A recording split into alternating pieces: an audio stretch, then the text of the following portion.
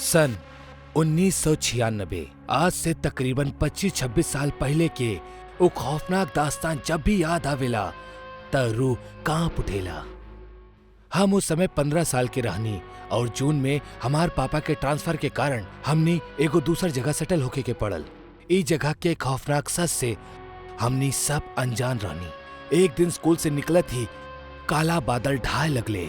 हम इन्ने उन्ने छुपे के जगह ढूंढने लगनी, काहे कि हमार घर यहीजा से 1.5 से 2 किलोमीटर दूर रहे और ऐसे में भीगे के पूरा संभावना रहे। अरे आदर्श, तू भागत काहे ना बड़ा यार, जल्दी से घर पहुंचा, इससे पहले कि बारिश शुरू हो जाए और दहशत के समय भी। हम अपन दोस्त के बात सही से समझ ना पौनी और हम ओकरा रोक के बोलनी। तोहार कहे के का मतलब? हम कुछ समझनी ना। काहे कि अगर हमनी घर तक भगनी तय बा कि हमनी के भीग जावल जाई और मंडे के सबमिट करे वाला प्रोजेक्ट भी हमार बैगे में बा। पानी के तनिक बूंद भी हमार पूरा हफ्ता के मेहनत बर्बाद कर दी, जौन हम ना चाहिला। त तू का चाहता रहा? मौत? एबे मौत के बाद कहां से आ गई? देखा आदर्श, अब भाई हमरा लगे तोरा समझावे के समय नहीं खे। अगर तोरा के खड़ा रहे के बाद तो खड़ा रहा, लेकिन याद रखिया चाहे कुछ हो जाओ, पर बारिश तेज होखला के बाद ओकरा बूंद से भी दूर रहिया। अगर बारिश में केहू भी छाता लेके तोरा लगे आवे तब भूल के भी ओके पास मत जइहा, काहे कि वो बहरूपिया तोहरा के खून के बारिश में फंसा के एक भयानक मौत के नींद सुला दे। इतना कहे के बाद नितिन वहीजा से निकल गए, लेकिन उस समय गौर करे वाला बात ई रहे कि अब आस पास के सब लोग भागे के फिराक में रहले। दुकानदार दुकान बंद करके जल्द से जल्द निकल चाहत रहले। उहे वॉचमैन अंकल भी जल्द से जल्द ताला मार के घर जाए के जल्दबाजी में रहले। कुछ ही समय में हमार आस पास के पूरा माहौल सुन्न हो गए और इकलौता सिर्फ हम ही ऊ अनजान और सुनसान माहौल में खड़ा रहनी। कुछ ही देर में बारिश आपन एक भयानक रूप ले लेलस, जेकरा चलत अब हमार जाब्ता और ज्यादा मुश्किल हो गई। स्कूल रहे तो हम फोन ना लेनी और ना ही केहू मदद करे वाला दिखाई देत रहे। 2 घंटा बीत चुकल रहे, लेकिन बारिश अबहीं भी खत्म ना भइल रहे। अब हमहू के घर जाके चिंता होके लगल और अब एगो ऐसन समय भी आयल जब सूरज लगभग ढह चुकल रहे। हमरा अंदर अब घबराहट और डर दोनों एक साथ दस्तक देवे लगले। जब हम बारिश के लाल होकर दिखनी, हम ही सोच में पड़ गई कि आखिरी बारिश अब लाल काहे हो रहा बा। लेकिन गौर से देखला के बाद पता चलल कि वो कोनो रंग ना बल्कि खून हा। और तबही हमके नितिन की कहालू बात याद आ गई, जौनू हमके बतौले रहल खूनी बारिश के बारे में। मतलब कि ई बारिश एगो खूनी बारिश रहे, लेकिन आज तक जिंदगी में हम कब्बो भी ऐसन कोनो खूनी बारिश के ना तो होकर दिखनी और ना ही कबो सुनले रहनी। अब तो बदबू भी आवे लगल रहे और तबही हमके दूर खड़ल एगो आदमी दिखलस, जे छाता पकड़ के खड़ा रहल और एगो दीवार के एक टक घूरे जात रहल। हम ओकर नजरिया के कुछ समझ न पौनी और ओकरा आवाज देवे लगनी। हेलो, ओ चच्चा, हेल्प करा प्लीज, हम ही बारिश में फंस गए बानी। हम अनजान के आवाज देवे लगनी। हमरा से काफी दूर खड़ा होखला के बावजूद भी वो हमार आवाज साफ सुन लेलस। ओकर चले के तरीका बिल्कुल भी इंसान जैसन ना लागत रहे। ओकर चले के तरीका कुछ यूं रहल जैसन कोनो भेड़िया खड़ा होके सीधा बढ़त होके अपन शिकार की तरफ। वो अनजान आदमी हमरा एकदम करीब आ गल रहे, लेकिन फर्क इतना रहे कि वो आदमी वो भीगत बारिश में छाता लेके खड़ा रहल और हम उसे थोड़ा दूरी पे एगो मकान के छत के नीचे बारिश से छुपा रहनी। वो अनजान आदमी हमरा के अपन तरफ आवे के इशारा करे लगल और हमरा भी अब सेफली घर पहुंचे के इहे रास्ता नजर आवत रहे, तो हमहू ओकरा तरफ बढ़े लगनी। लेकिन तब्बे हमार नजर वो अनजान आदमी के हाथ पर पड़ल तो हमार कदम वहीजे लड़खड़ाए लागल। हम देखनी वो आदमी अपना हाथ में खून से लथपथ एगो चाकू पकड़ के रख ले रहल, जौन दिखे में बहुत भयानक लागत रहे। वो चाकू के देख के ऐसा लागत रहे जैसे कुछ ही देर पहले उहे चाकू से केहू के जिस्म के फाड़ा गयल होके। हम बहुत ज्यादा डर गए रहनी और वापस पीछे हट गईनी, पर तबाही हम देखनी की सामने खड़ा उस शख्स के चेहरा बदले लागल और ओकर चेहरा कोनो भेड़िया की तरह होके लागल। नुकीला दांत और पंजा खतरनाक। हिम्मत करके हम वहीजने खड़ा रहनी और तब पे एगो बिजली कड़कल और वो भेड़िया माना वहीजा से गायब हो गई। लेकिन तभी हमके एगो आदमी दिखल जे अभी तक अपना दुकान में ही रहल और शायद हमरा ही तरह वो एक खूनी बारिश में फंस चुकल रहल। हम ओकरा से दूर रहनी, लेकिन हमरा फिर भी सब कुछ दूर से बिल्कुल साफ दिखाई देत रहे। वो आदमी भाई जैसे ही पलटलस कि वो भेड़िया मानव ओकरा पीछे कहीं अचानक से हाजिर हो गए। ई उहे रहे जे कुछ समय पहले हमरा के गुमराह करे के साजिश में रहल। वो भेड़िया मानव के दिखत ही वो आदमी अपन संतुलन खो बैठलस और बिना कुछ सोचे समझे वो छांव से बरसत खूनी बारिश में भीगत भीगत भागे लागल। लेकिन उस समय हमार नजर वो आदमी से हटत हटत वो भेड़िया मानव पर चल गई। हम ओकरा चेहरा पर एगो शैतानी मुस्कान दिखनी और ओकरा देख के ऐसा लागत रहे कि जैसे ओकर कोनो मकसद पूरा हो रहा बा। लेकिन हैरानी के बात रहे कि एक बार भी उस शैतान ने वो आदमी के पीछा ना कैलस और ना ही ऊपे झपटलस। लेकिन बावजूद एकर कुछ देर बाद वो आदमी चिल्लाए लागल और भागत भागत अपना आप ही ओकर रफ्तार भी कम होके लागल। वो अपने आप सूखे लागल और कुछ ही पल में ओके शरीर के अतड़िया बाहर आवे लागल और रास्ता में ही गिर के वो बेहोश हो गई। जहां कुछ समय पहले वो 70 किलो की लागत रहे, सच बताएं तो अब ओकर वजन 10 किलो से भी ज्यादा ना रहे। तब बे दूर से वो भेड़िया मानो भागत होके वहीजा पहुंच गए और वो आदमी के घसीट के वो जंगल में ले गए। हमें को और चीज दिखनी कि वो आदमी के जब वो खूनी बारिश में खींचत होके वो भेड़िया मानो जंगल में ले जात रहल तो ओकरा साथे कुछ और भी लोग रहले जो एकदम सूखा और बहुत ज्यादा डरावना दिखत रहे। वो लोग हमरा से दूर जात रहले, लेकिन लगातार हमही के घूरत रहले। समय खराब रहे लेकिन नसीब अच्छा। तो खूनी बारिश एक समय बाद थम गई और अब कहीं जाके हमार सांस में भी सांस आयल, काहे कि अब हमार हिम्मत भी जवाब दे देले रहे। हम घर पहुंचनी त रात के 8 बजत रहल। डांट तो बहुत पड़लस, लेकिन सच कहीं त आज के घटल घटना वो वक्त बतावल सही ना लागत रहे। अगला दिन हम अपना दोस्त नितिन के घर गईनी अपना साथ घटल घटना के बतावे। नितिन, नितिन, बाहर आवा, हमके कुछ बात करे के बा। हमार आवाज देला के कुछ देर बाद नितिन के घर से एगो बूढ़ी औरत निकलस। के बड़ा बेटा, केकरा से मिले के बा? हम जवाब देनी, नितिन। इस सुनला के बाद वो बूढ़ी औरत की आंख में आंसू आ गए। नितिन, चला जा। नितिन अब तोरा से कबो ना मिली, जा। क्या? लेकिन काहे? काहे कि कलू मनहूस बारिश हमार पोता के जिंदगी छीन लेलस। निकल गईल हमार पोता के शरीर मनहूस बारिश।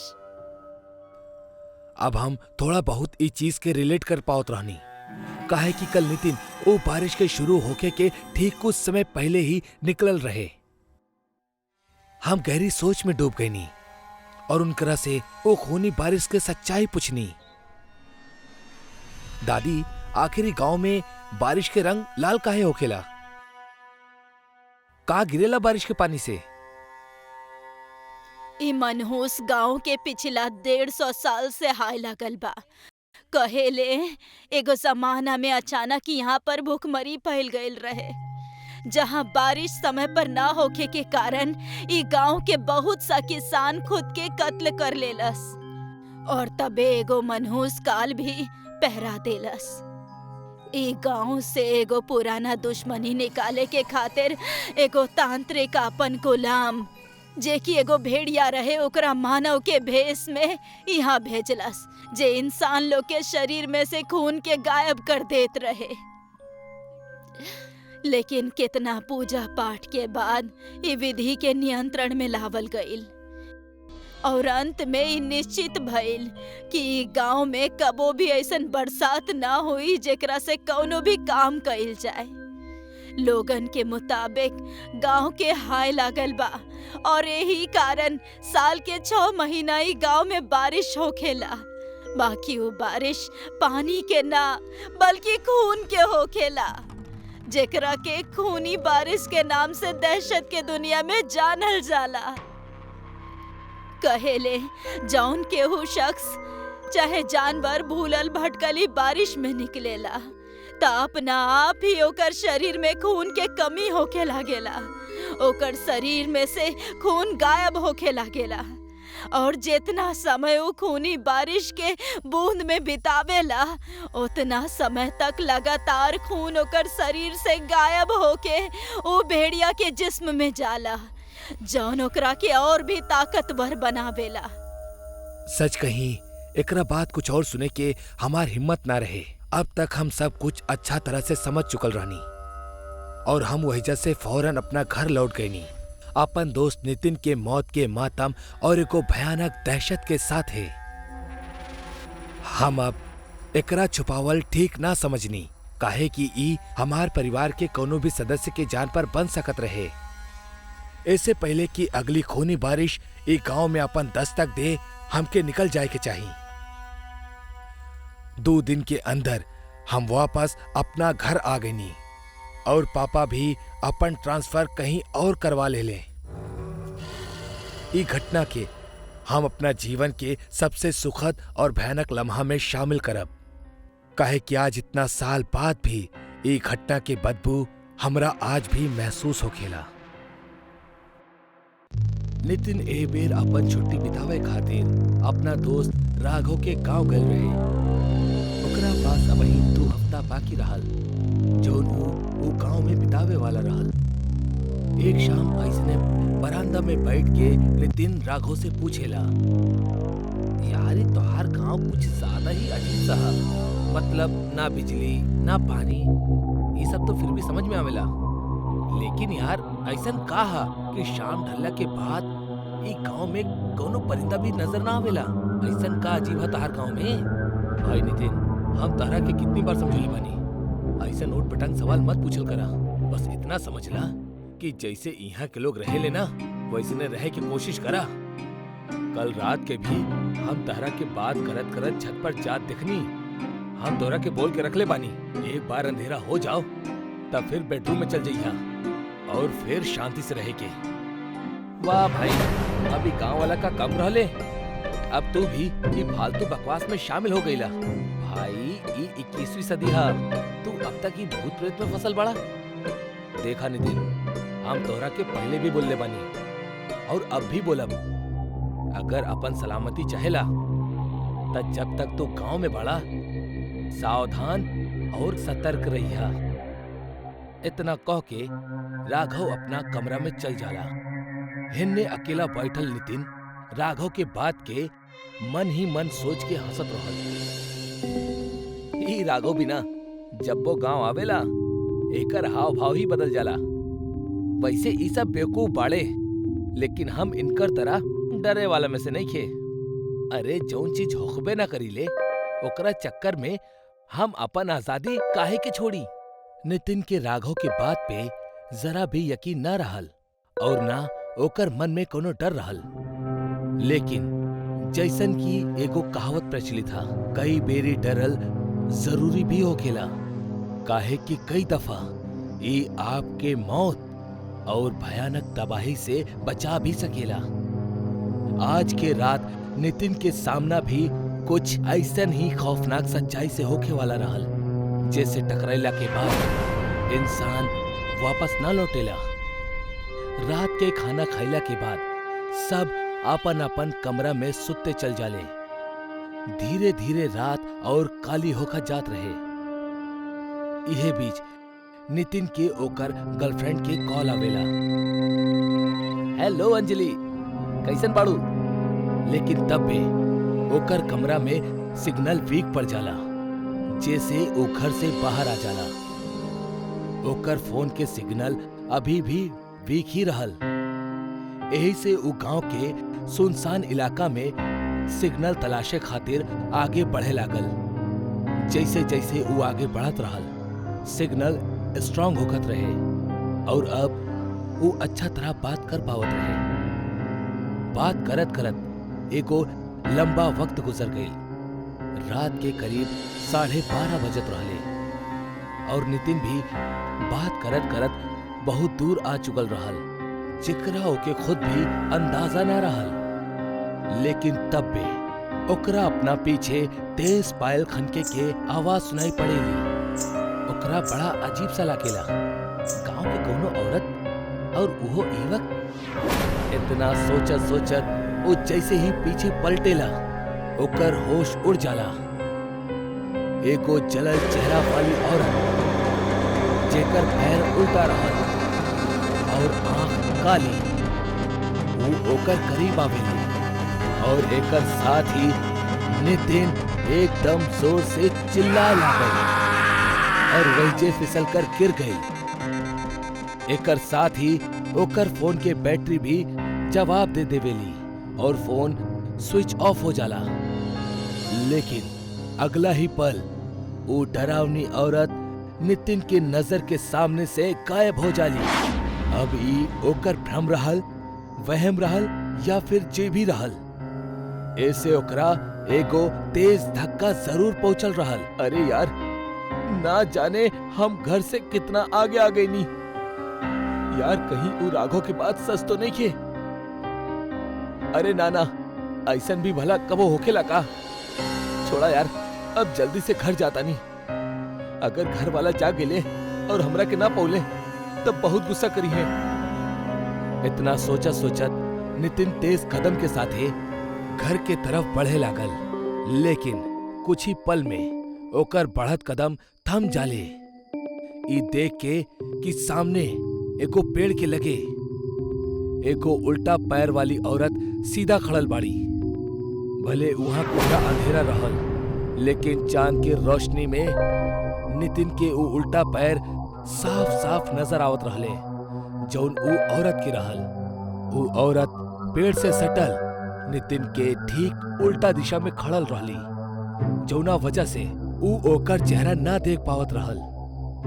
ई बार फिर ओकरा के शक होके लागल कि कहीं ई फिर से ओकर वहम तो नहीं खे। लेकिन ई बार जौन देखत रहल वो ओकर वहम ना, एगो खौफनाक सच्चाई रहल। एकरा बाद वो वापस पीछे मुड़ जाला और अपन रास्ता बदल देवेला और दूसरा रास्ता से घर के तरफ जाए लागल। ई रास्ता एगो कच्चा सड़क जैसन रहल, जौन की एकदम सुनसान और अंधेरा में खोवल नजर आवत रहल। नितिन घबरात घबरात लगातार वो रास्ता से आगे बढ़त रहल। लेकिन एको और बात रहल कि ओकरा खुद ना मालूम रहे कि ई रास्ता आखिर जाला कहाँ। अब काहे कि वो गांव से ना रहल ता ओकरा बहुत कम जानकारी रहे यहाँ के लोग और यहाँ के सड़क के बारे में। वो बस ऐसने चलत जात रहल, काहे कि मेन रोड पे वो चुड़ैल घात लगौले खड़ल रहली। नितिन कच्चा रास्ता पे भी काफी आगे आ चुकल रहल और तब बे अचानक वो रास्ता खत्म हो जाला। ये देख के ओकर होश उड़ जाला और तब बे अचानक से सामने उहे औरत प्रकट हो जाला, जो ओकरा अब वहीं चौराहा पर दिखल रहली। नितिन डर के मारे कपकपाए लगेला। ओकर इतना हिम्मत भी ना होखत रहे कि वो ठीक से खड़ा भी हो सकेले। तब बे वो उल्टा पैर वाली चुड़ैल एक भयानक आवाज में बोलेगी, का तहरा ई गांव में देर रात भटके के अंजाम नहीं खे मालूम? अंजाम केवल मौत बा, मौत। अब एकरा खातिर तैयार हो जा।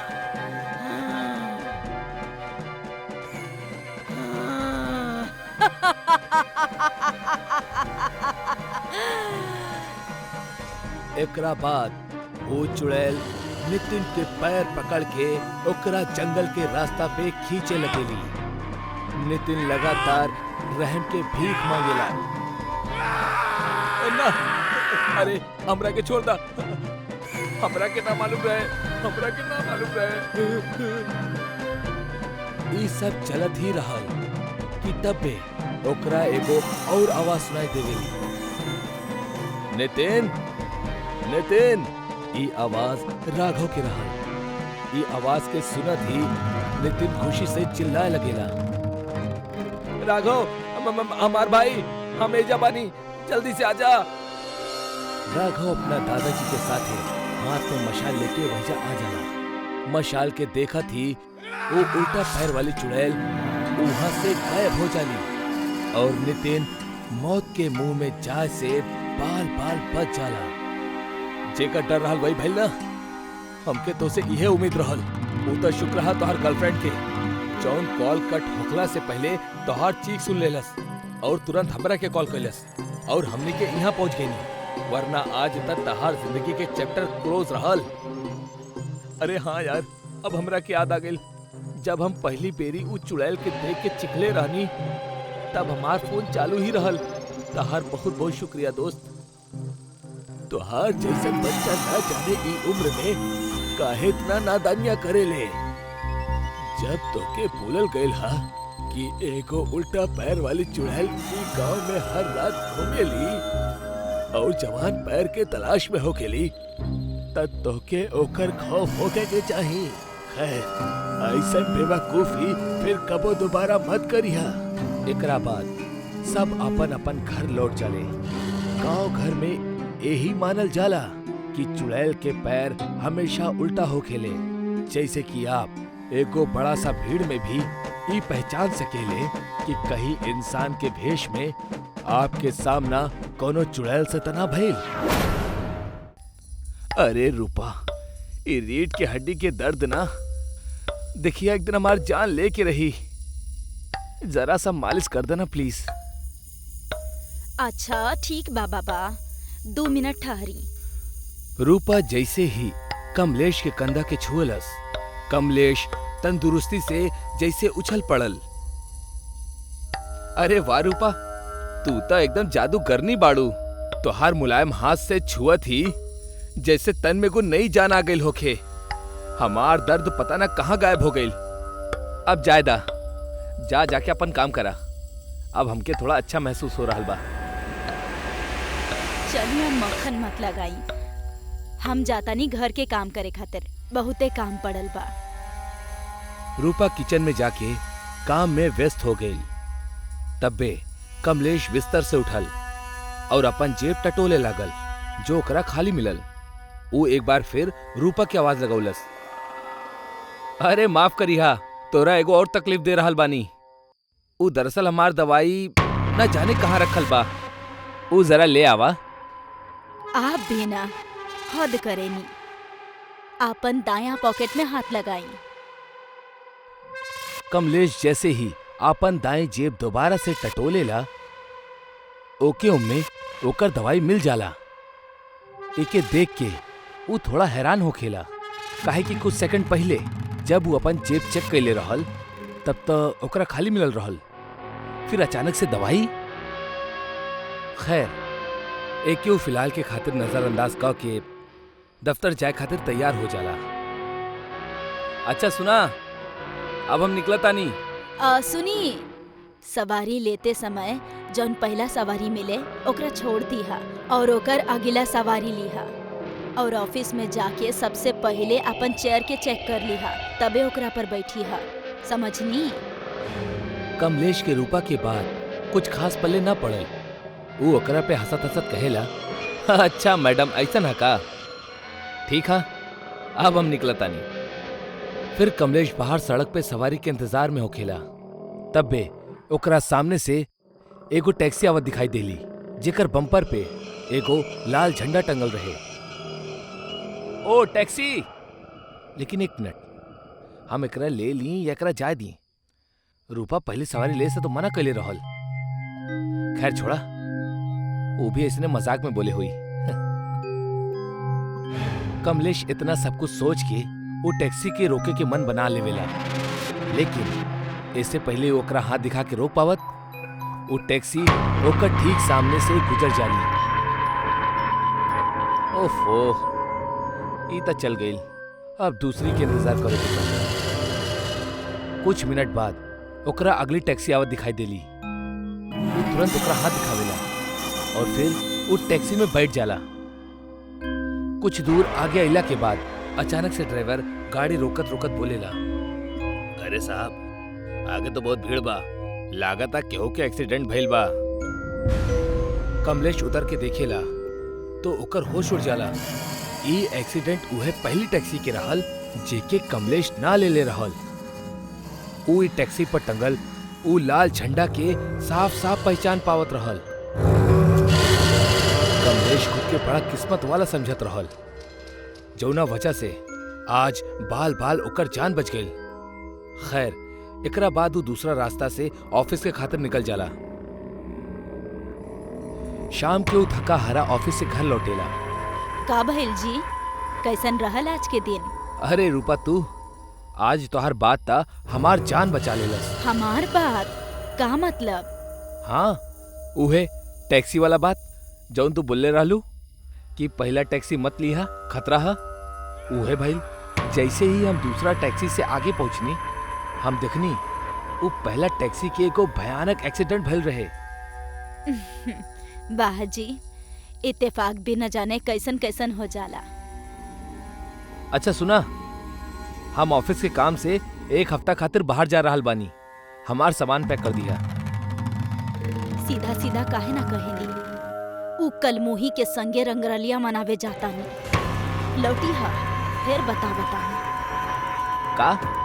का कहलू तू? अब ना कुछ तो ना कहनी।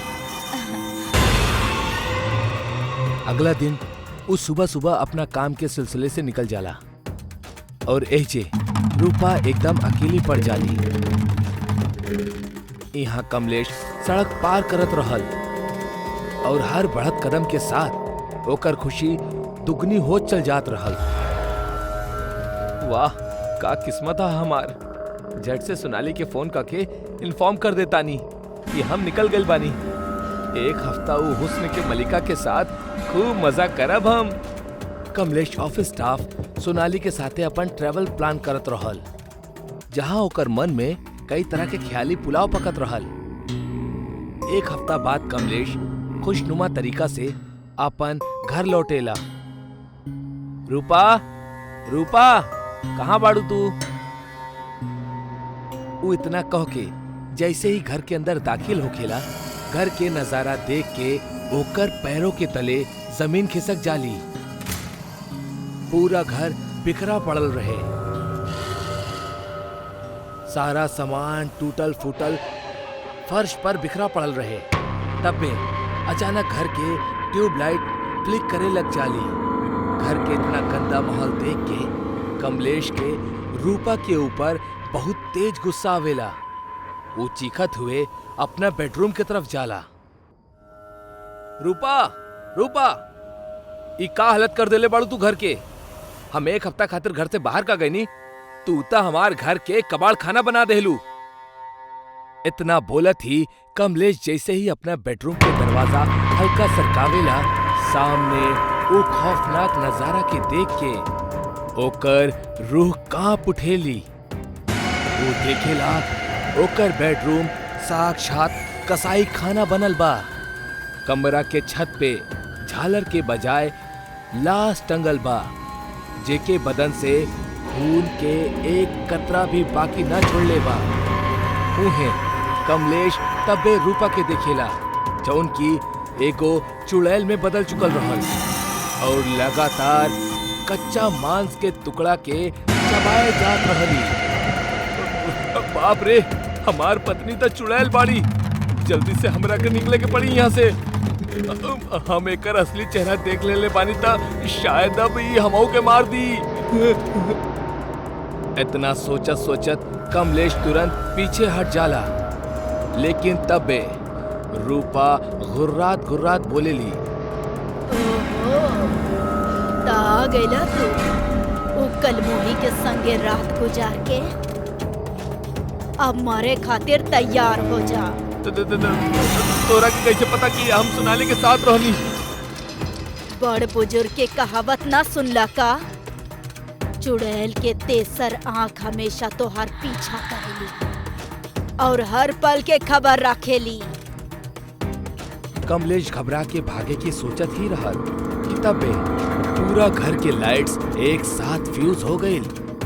जैसे कमलेश के आंख के सामने एकदम अंधेरा छा गई। अब वो चाह कर भी भाग ना सकत रहल, काहे कि ओकरा कुछ दिखाई ही ना देत रहल।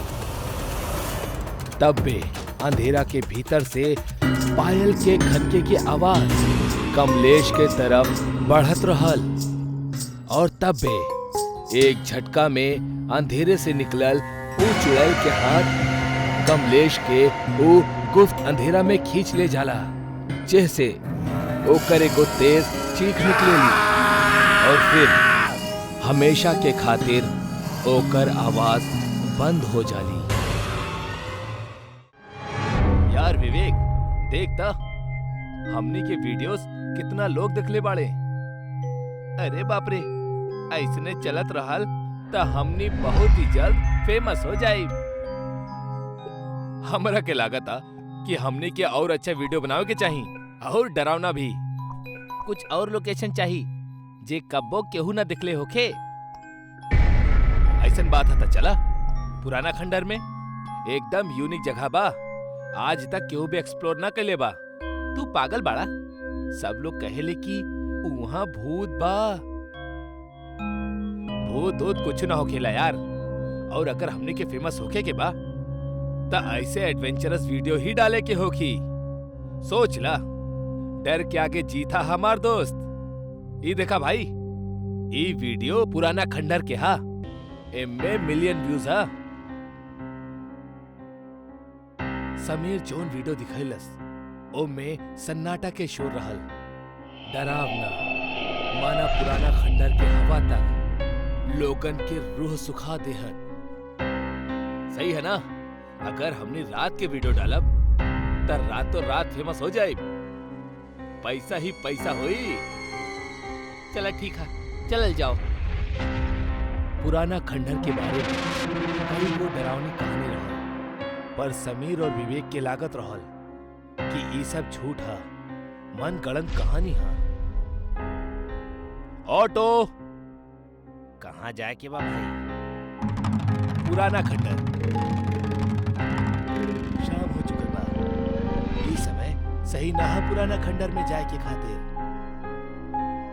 क्यों भाई?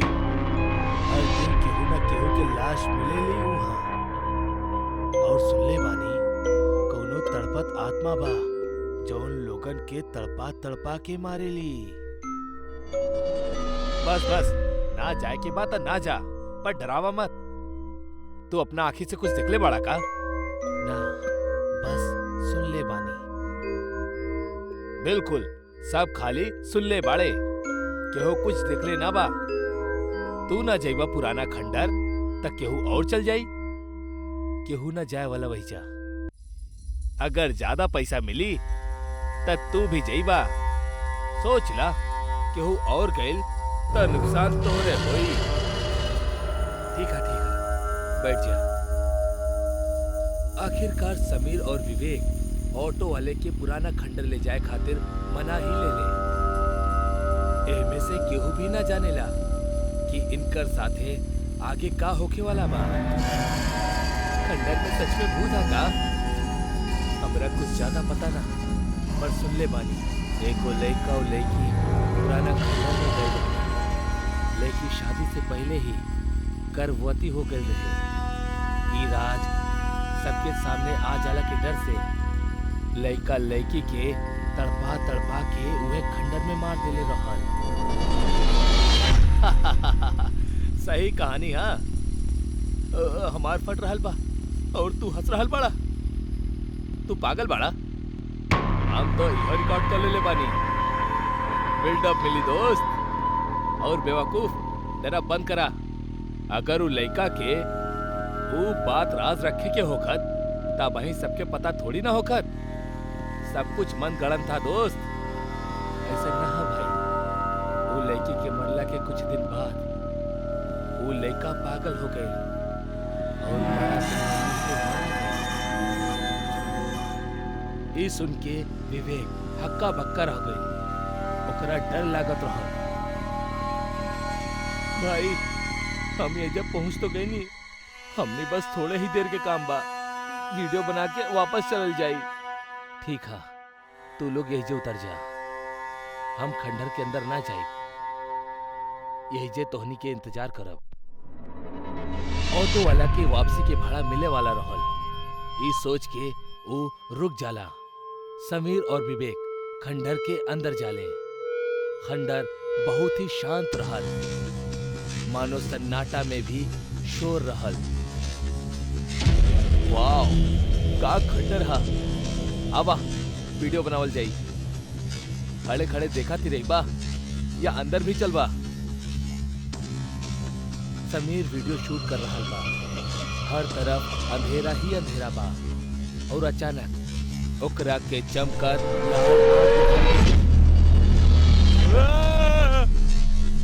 चीख सुन के जब वो पीछे घूमेला तो ओकरा भी उहे लाल आग दिखाई देली।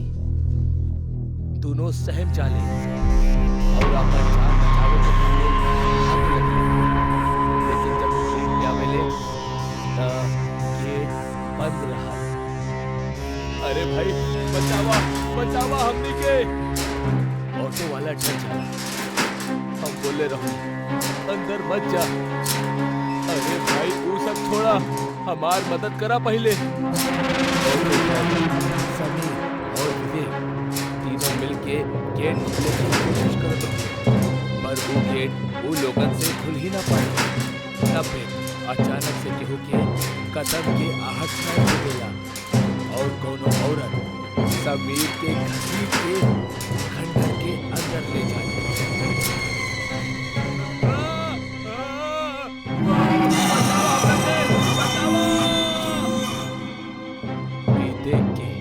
विवेक और ऑटो ड्राइवर हक्का बक्का रह जाए।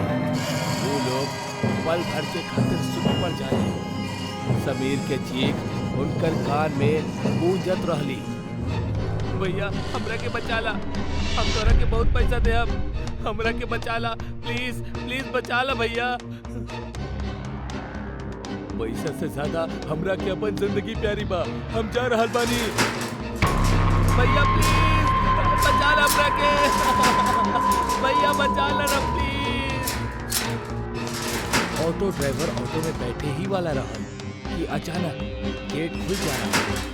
ऑटो ड्राइवर पीछे मुड़ के गेट के देखेला, तब विवेक मना हो गया। अरे ये कहाँ गई? कहीं एकरा भी वो आत्मा मार तो ना देलस? हे भगवान। ऑटो ड्राइवर अपना ऑटो के पास बढ़ेला, तब देखेला कि विवेक ड्राइविंग सीट पे बैठा था। तू यहाँ कैसे? विवेक कुछ ना बोलेला, बस ऑटो ड्राइवर के घूरत ही रहल। चला छोड़ा, चलल जाओ, यहाँ से जल्द निकलल जाओ। पीछे बैठ जा, जल्दी करा। विवेक ओकर एक ना सुना और जब ऑटो ड्राइवर विवेक के पास आवेला तो विवेक ओकर हाथ मोड़े लगेला। अरे अरे क्या कर रहा बड़ा? कर रहा बड़ा ना, कर रहा बाड़ी।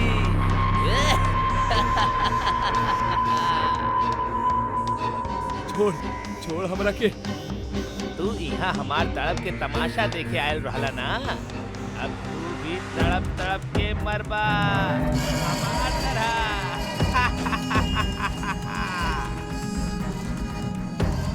अरे ना, हमरा ज्यादा हमरा के। विवेक ऑटो ड्राइवर के हड्डी तोड़ब शुरू कर देलस। ओकर पूरा शरीर से कड़ कड़ के आवाज आए लागल और हर हड्डी के आवाज के साथे ओकर चीख गूंजे लागल।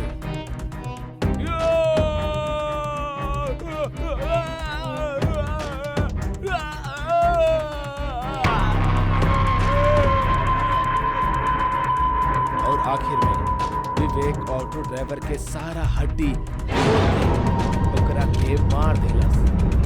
अब बस विवेक जिंदा रहल। विवेक हंसत हंसत खंडर से खाई की ओर बढ़े लागल। हमके तड़पत देखे के लोगन के शौक कबो पूरा ना होखी। हम सबके तड़पा तड़पा के मारब।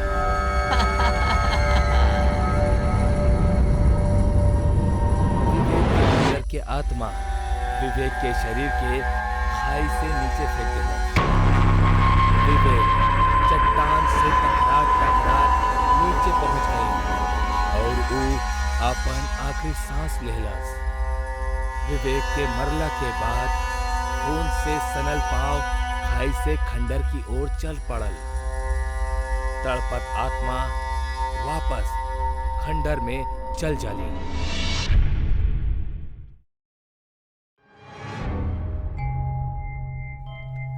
गुरुजी, सब बतावेले पिछला रात उषा के पति के एगो सियार उठा ले गई। का वाकई सियार रहल या फिर सियार के भेष में केहू और अपन माया रचत बा? बेटा, यह बात तक गांव वालन के समझ में ना आ रहल बा। हम ई बात साफ तौर पर कहले बानी कि शाम होखत ही अपन अपन घर के दरवाजा बंद कर लेवल करा। काहे कि ऊ एको रंग बदले वाली चुड़ैल बिया जे ना जाने कब और केकरा भेष में तोरा सामने हाजिर हो जाओ और तोरा एकरा जरा भी अंदाजा ना होखी। बाकी गुरुजी, काई सच बा कि गांव पर कोनो रंग बदले वाली चुड़ैल के नजर बा? गुरुजी, एकर पीछे के का कहानी बा? हमरा हिसाब से अब बहुत देर हो चुकल बा। बच्चा लोग, अब तू लोगन के भी घर जाए के चाही। सूरज ढले वाला बा। ऐसे में ए तरह ठंड और अंधेरी शाम में अकेले ना घूमे के चाही। लेकिन गुरुजी, आप सौम्या के सवाल के जवाब ना देले। आप उस चुड़ैल के हकीकत के बतावे से काहे घबरा रहल बानी? हकीकत त बड़ महात्मा पंडित भी ऐसन मनहूस पूर्णिमा के शाम ना बताई हैं। तब भला हम का चीज बानी? अब तू लोग अपना घरे जा, लेकिन जा समय हमार कहल गइल बात के खास ख्याल रखी हा। केहू भी दिखे ता ओकरा के ना टोकी हा, और अगर तोहरा केहू पीछे से आवाज लगावे ता ओकरा भूल के भी जवाब मत दई हा। ठीक बा गुरुजी, अब हमनी यही से जात आनी। सूरज ढले वाला रहल जब दो भाई बहन निखिल और सौम्या एगो बूढ़ पंडित की कुटिया से लौटत रहले। अक्सर वो दोनों उ पंडित के हाल समाचार जाने के खातिर आ ही जात रहले। आज वो दोनों उ पंडित से एगो रंग बदले वाली चुड़ैल के बारे में सुन के लौटत रहले। निखिल, जल्दी जल्दी चला, वो चुड़ैल कबो भी आ सकेली। घर पे मम्मी पापा भी इंतजार करत होइए। जल्दी जल्दी चला। हाँ, सही कहा तारू। लेकिन का एक पल के खातिर तोरा के ऐसा लागल कि जे कुछ गुरुजी उस चुड़ैल के बारे में बतौले वो सही होखी? काहे कि आज ही तक तो हम केहू रंग बदले वाली चुड़ैल के ना दिखले बानी। निखिल, तो चुप रहो, ओकर नाम मत लो और चुपचाप सीधा चलत रहो। चलो। दोनों एगो जंगल के रास्ता से गुजरत रहले। तब बे निखिल के एगो छोटा सा आइसक्रीम वैन दिखेला। निखिल उ वैन के तरफ इशारा क के सौम्या के दिखावेला। अरे सौम्या, वो देखा आइसक्रीम। आहा, कसम से मजा आ जाई।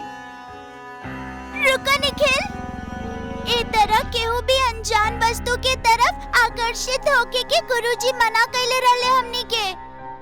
अरे छोड़ा भी तू, जल्दी से वही जा चलल जाओ। निखिल के आइसक्रीम बहुत पसंद रहे, जौन वजह से वो खुद के रोक ना पाइल और भागत भागत वो आइसक्रीम वैन के पास जा पहुंचल। वो आइसक्रीम वैन के आसपास केहू भी दूसर शख्स ना रहे, यहाँ तक कि कोनो दुकानदार भी ना रहे। और निखिल इस मौके के जमकर फायदा उठौलस। और बिना सोचे समझले वो बैंड के अंदर से 2-3 आइसक्रीम निकाल के खा लेलस कि तब बे ओकर पीछे से एगो आवाज गूंज उठल। खा बच्चा लोग, मान भर के खा, काहे कि बहुत जल्द हम तोहनी के खाए वाला बानी।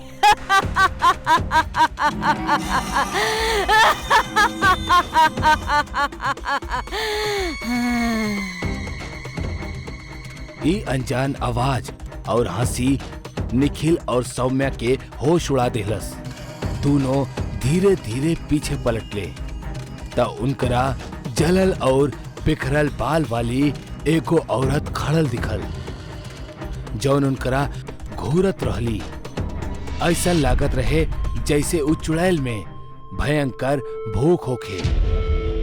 निखिल और सौम्या दोनों उ डरावनी औरत के देख के डर जाले कि तब बे निखिल के चक्कर आवे लागल, जैसे वो बेहोश होके जमीन पर गिर पड़ेला।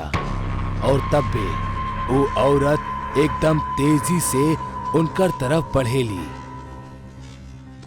निखिल और सौम्या आखिर गए कहां? बस यह सवाल अब उनकर परिवार वालन के मन में भी रहल, काहे कि रात के 12 बजत रहले और अब तक वो दोनों घर वापस ना लौटल रहले। अरे धारिनी, ना जाने हमार बच्चा लोग कहाँ रह गए। दोनों में से केहू भी अब तक ना लौटल। अजी हमरा के का कहे नी, हमार तक खुदे हाल बेहाल हो रखल बा। जबकि हम 50 बार समझाइले बानी कि शाम होते बच्चा लोग के घर से बाहर ना भेजे के बा। और आजकल तक गांव में हर जगह वो रंग बदले वाली चुड़ैल के चर्चा हो रखल बा। तू भी ना धारनी, कुछ भी बोले लू, शुभ बोलबू तो शुभ होखी। वैसे भी आज वो दोनों जिद करत रहले कि उनकरा के गुरुजी से मिले जाए के बा, ता हम जा देहनी। अब एमे हमार का गलती बा? अरे वो सब तो ठीक बा जी, बाकी बच्चा लोग के ए तरह अकेले भेजे के का जरूरत रहे? हाँ भाग्यवान, तू ही सही बाड़ू। लेकिन अब हमके ई बतावा कि का हमनी ऐसने बहस में समय गवाई या अपन बच्चन के ढूंढे खातिर कोनो कदम उठाई? आप खुद भी तो उन लोग के साथ जा सकत रह लेना। आप कहनी कि वो दोनों गुरुजी के पास जाए के जिद करत आड़े, तब तो हमने के भी तुरंत गुरुजी की कुटिया पहुँचे के चाहिए। अब आगे के रास्ता हमने के उहे दिखाई है। हाँ हाँ, तू सही कहा तारू। चला तुरंत गुरुजी के पास चल जाओ। दोनों बच्चन के एक साथ गायब होखला की वजह से केदार और धारिनी दोनों बहुत परेशान और हताश होके गुरुजी के कुटिया पहुंचले। वो दोनों वो कुटिया के मिट्टी वाले दरवाजा के थपथपावे लगले। कुछ देर में वो बूढ़ा पंडित अपन कुटिया से बाहर निकलेला। अरे तू दोनों इतना राती में यहीजा का कर रहल बड़ा? सब कुशल मंगल तो बा ना? अरे का कुशल मंगल महाराज, हमनी के दोनों बच्चा निखिल और सौम्या लापता बाड़े। का मतलब वो दोनों अभी तक घर ना पहुँचले? अरे गुरुजी, अगर हमार बच्चा लोग सही सलामत घर पर मौजूद होखत तो हमनी इतना रात गए आपके काहे कष्ट देती। अब आप ही हमने के कुछ सहायता करी। लेकिन हम दोनों बच्चा लोगन के सूरज ढलने से पहले ही घर भेज देले रहनी। वो जरूर घर पर ही हुई हैं।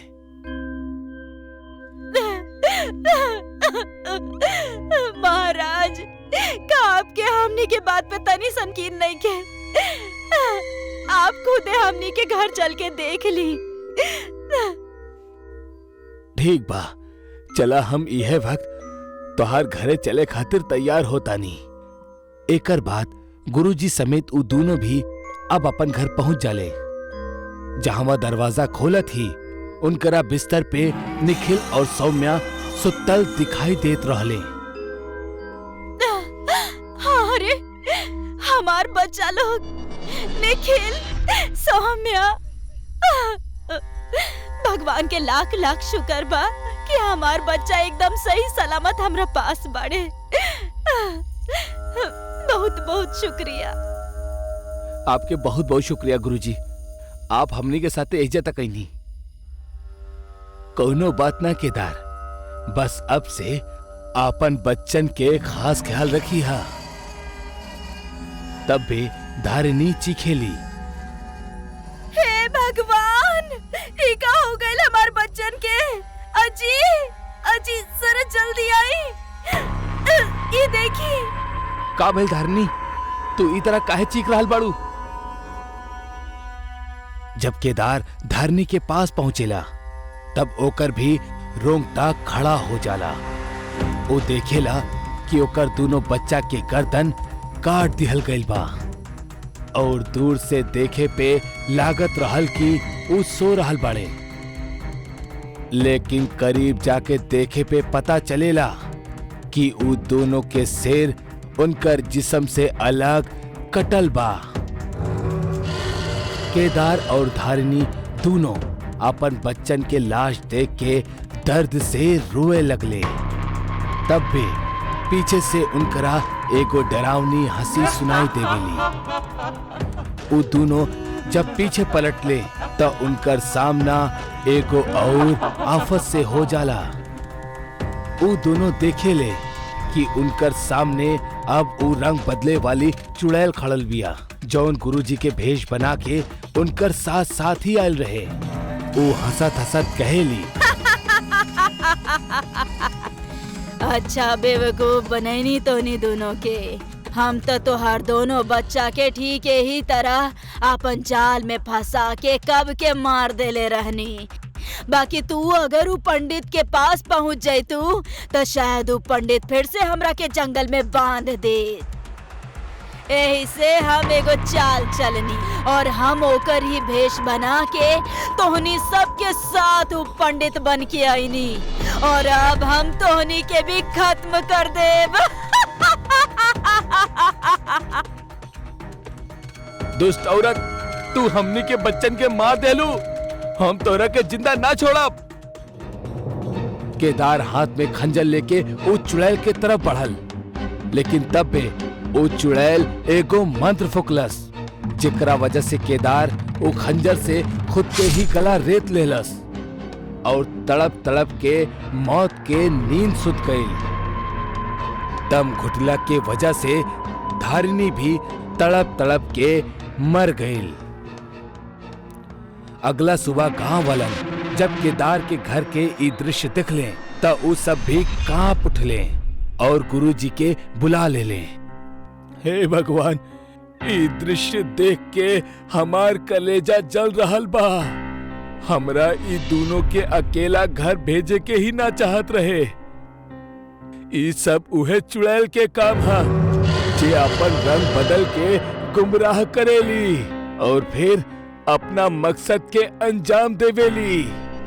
गुरुजी के मुताबिक पिछला रात वो अपन कुटिया में मौजूद ही न रहले, वो कोनो पूजा में गल रहले और ई बात वो चुड़ैल के पता रहल और जौन एकर खूब फायदा उठौलस और गुरुजी के भेष में साजिश रचलस और अपन खून के प्यास के बुझा देहलस। गुरुजी सब गांव वालन में एगो मायावी ताबीज के बांट देले, जेकरा गांव के हर शख्स के अपना घर के बाहर लटकावे के कह देले, जैसे वो रंग बदले वाली चुड़ैल के माया काम ना करी। गांव वालन गुरुजी के नियम के पालन कैले और वो ताबीज के अपन घर के बाहर लटकावल शुरू कर देले, जैसे गांव में होके वाली भूतिया घटना कम होके लगल। लेकिन आज भी वो रंग बदले वाली चुड़ैल के केहू अजनबी के तलाश हा कि कैसे ओकरा मौका मिले अपना एगो और शिकार के अंजाम देवे के।